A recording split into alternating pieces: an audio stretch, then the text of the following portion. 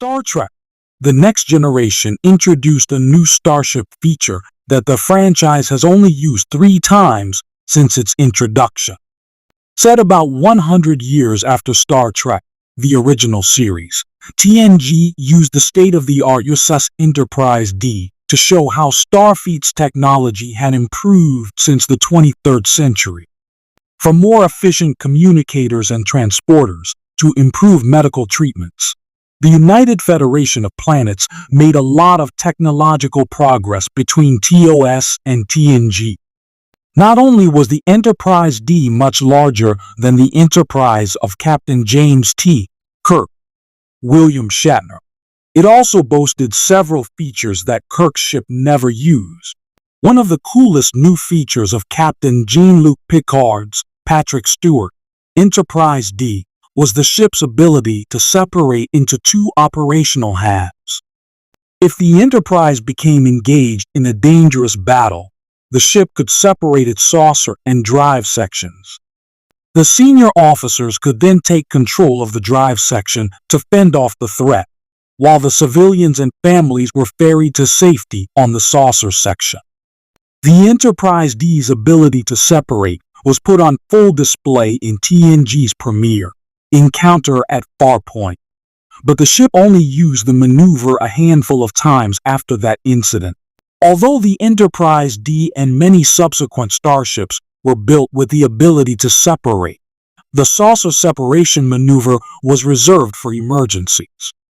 Star Trek has only employed the move on 3 separate occasions since the Enterprise D last employed the move in Star Trek Generations, once each in Star Trek Voyager, Star Trek Beyond, and Star Trek Discovery.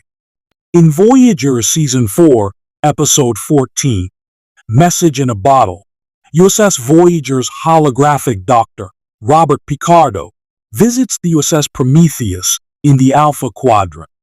A new experimental warship, the Prometheus, can separate into 3 warp-capable vessels to attack enemy ships.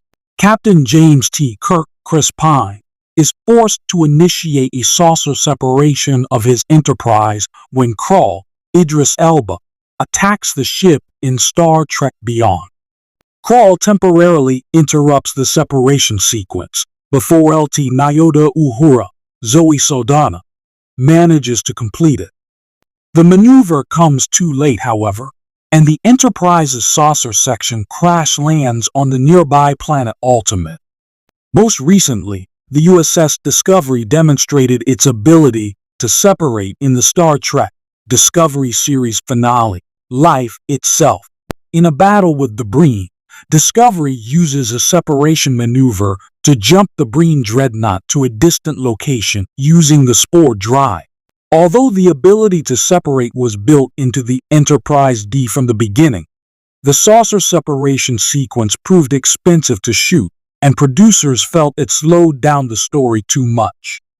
Because of this, the ship rarely employed the maneuver, even in times when it would have been helpful.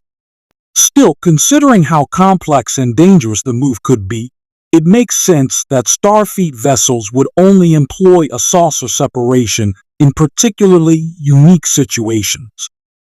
The sequence also looks great on screen, and it would lose some of its appeal if Starfleet ships were separating all the time.